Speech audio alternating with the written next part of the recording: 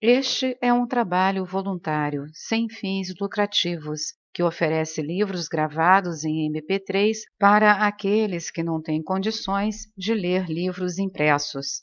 Para ouvir este e outros livros gratuitamente na íntegra, acesse nosso canal e leia as instruções na aba Sobre. Este livro foi gravado para o uso exclusivo da pessoa com deficiência visual, não podendo ser comercializado de acordo com a Lei nº 9.610, de 19 de fevereiro de 1998. O homem afeta seu ambiente de maneiras inumeráveis, que podem todas ser classificadas dentro de 3 modos de autoexpressão. Ele o afeta pela vontade, pelo pensamento e pela ação. O homem desenvolvido é capaz de reunir suas energias e fundi-las em uma só, pronta para partir dele e provocar ação. Esta concentração de energias em uma força única, mantida em suspenso nele, contida antes de jorrar, é a vontade. É uma concentração interior, uma modalidade da tripla expressão do eu. Nos reinos sub-humanos e nas divisões inferiores do humano, os objetos que em torno da criatura viva dão prazer ou dor atraem suas energias, e dizemos que estas energias múltiplas, suscitadas pelos objetos, são os seus desejos, seja de prazer ou de repulsa. Só quando todas são reunidas numa só e direcionadas para um objetivo único, podemos chamar esta energia única, pronta para agir, de vontade. Esta vontade é autoexpressão, isto é dirigida pelo eu. O eu determina a linha a ser seguida, baseando sua determinação em experiência prévia. Nos reinos sub-humanos e no humano inferior, os desejos são um fator importante no karma, dando origem aos resultados mais misturados. No reino humano superior, a vontade é a causa kármica mais poderosa. E quando um homem transmuta desejos em vontade, ele, abre aspas, governa seus astros, fecha aspas. O modo de expressão do eu, chamado de pensamento, pertence ao aspecto do eu que se torna consciente do mundo exterior, o aspecto de cognição. Isto traz conhecimento, e a atuação do eu, baseado no conhecimento obtido, é pensamento. Este também é um importante fator no karma, uma vez que é criativo e, como sabemos, constrói o caráter. O modo de autoexpressão que afeta diretamente o ambiente, a energia emanente do eu, é a atividade, a ação do eu sobre o não-eu. O poder de concentrar todas as energias em uma só é vontade. O poder de se tornar consciente de um mundo externo é cognição. O poder de afetar o mundo externo é atividade. Esta ação é inevitavelmente seguida de uma reação vinda do mundo externo, o karma. A causa interna da reação é a vontade. A natureza da reação é devida à cognição. O agente promotor imediato da reação é a atividade. Isto entrelaça os 3 cordões do laço do karma. Os 3 destinos. Deus criou o homem à sua própria imagem, diz uma escritura hebraica. E as trindades das grandes religiões são símbolos dos 3 aspectos da consciência divina, refletida na triplicidade da humana. O primeiro logos do teosofista, o Mahadeva do hindu, o pai dos cristãos, tem a vontade como predominante e expressa o poder da soberania, a lei pela qual o universo é construído. O segundo logos, Vishnu, o Filho, é a sabedoria, aquele poder que sustenta tudo e penetra tudo pelo qual o universo é preservado. O terceiro logos, Brahman, O Espírito Santo é o agente, o poder criativo pelo qual o universo é trazido à manifestação. Não há nada na consciência divina ou humana que não encontre a si mesmo em um ou outro destes modos da expressão do eu.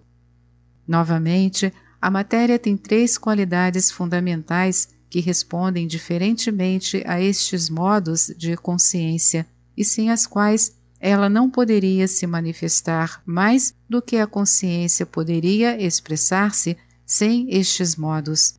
Ela tem a inércia, tamas, o verdadeiro alicerce de tudo, a estabilidade necessária à existência, a qualidade que responde à vontade. Tem a mobilidade, rajas, a capacidade de ser movida respondendo à atividade. Tem o ritmo, sattvas, o equalizador do movimento, sem o que o movimento poderia ser caótico e destrutivo, respondendo à cognição. O sistema do yoga, considerando tudo do ponto de vista da consciência, denomina esta qualidade rítmica de cognoscibilidade, aquilo que faz com que a matéria seja conhecida pelo espírito. Tudo o que existe em nossa consciência, afetando o ambiente, e tudo no ambiente que afeta a consciência, constroem juntos nosso mundo. A inter-relação entre nossa consciência e nosso ambiente é nosso karma. Por estes três modos de consciência, nós tecemos nosso karma individual, sendo a inter-relação universal entre eu e não eu especializada por nós nesta inter-relação individual.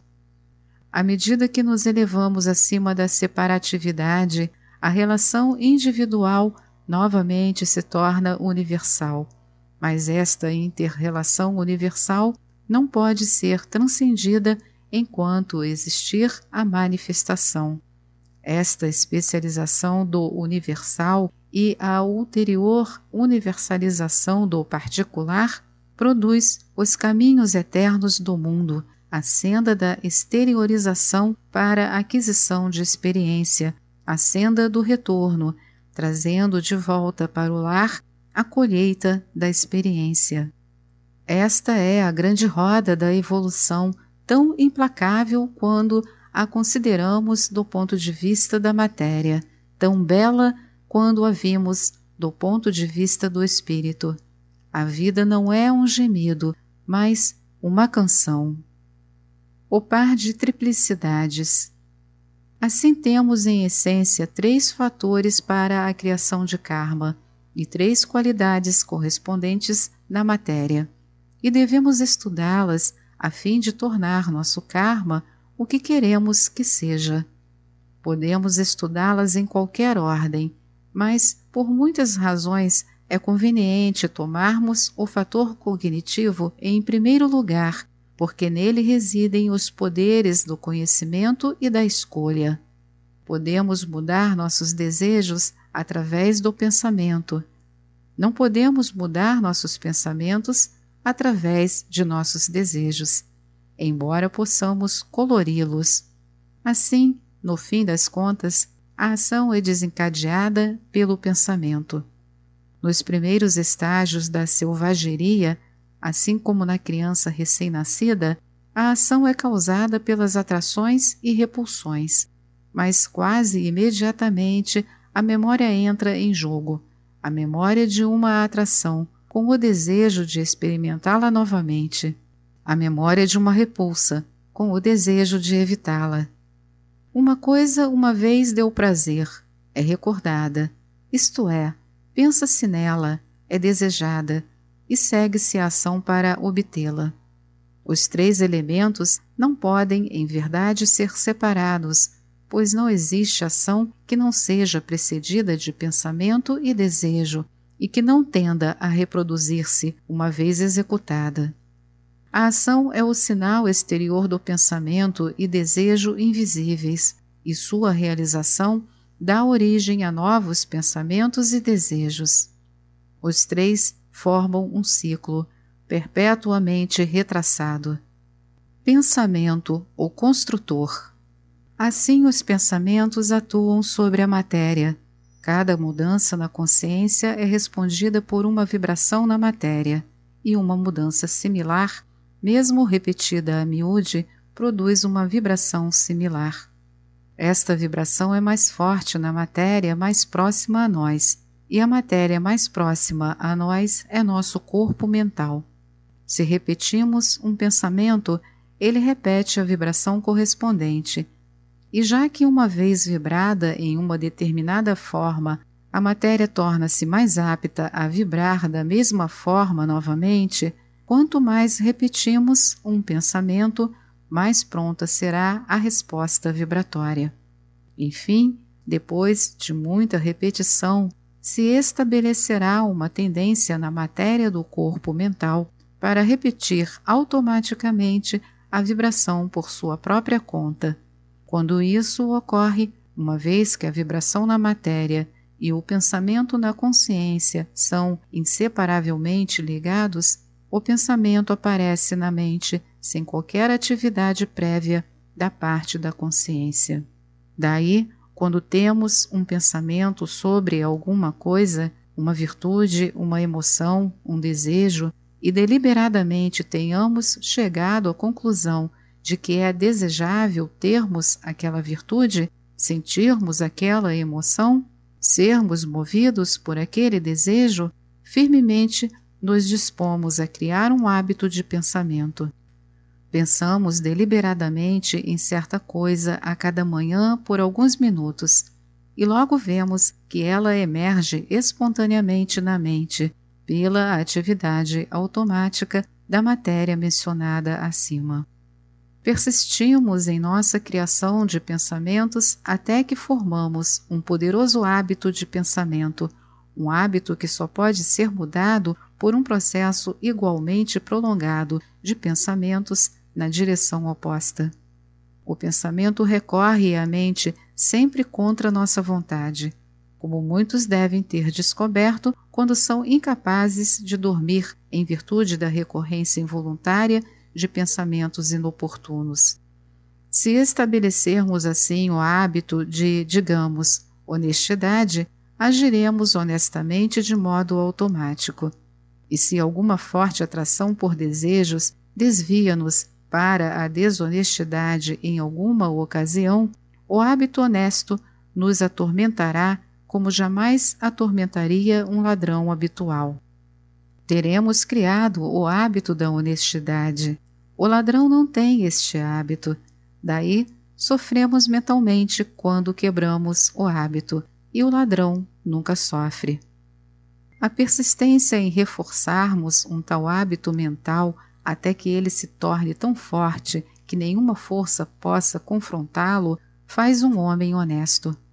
Ele literalmente não pode mentir, não pode roubar. Ele criou em si mesmo uma virtude invencível. Pelo pensamento, então, podemos construir qualquer hábito que quisermos. Não há virtude que não possamos criar com o pensamento. As forças da natureza trabalham conosco, pois entendemos como usá-las e elas se tornam nossas servas. Se amamos nossos maridos, nossas esposas, nossas crianças, descobrimos que estas emoções de amor causam felicidade naqueles que as sentem. Se espalhamos o amor para os outros, resulta um aumento da felicidade. Nós, vendo isso e desejando a felicidade para todos, deliberadamente começamos a pensar em amarmos os outros, em um círculo cada vez mais amplo, até que a atitude amorosa seja uma atitude normal para com todos que encontramos. Criamos o hábito do amor e generalizamos uma emoção numa virtude, pois a virtude é apenas uma emoção boa tornada geral e permanente. Tudo está debaixo da lei. Não podemos conseguir habilidade mental ou virtude moral sentando-nos quietos e não fazendo nada. Mas podemos obter ambas com um pensamento extremo e perseverante. Podemos construir nossa natureza moral e mental através do pensar, Pois o homem é criado pelo pensamento. Naquilo em que ele pensa, naquilo ele se tornará. Portanto, pensemos no que aspiramos ser, e, inevitavelmente, isso será nosso. Assim, podemos nos tornar atletas mentais e morais, e nosso caráter crescerá rapidamente. No passado construímos o caráter com que nascemos. Agora, estamos construindo o caráter com que havemos de morrer e com o qual voltaremos. Isto é karma.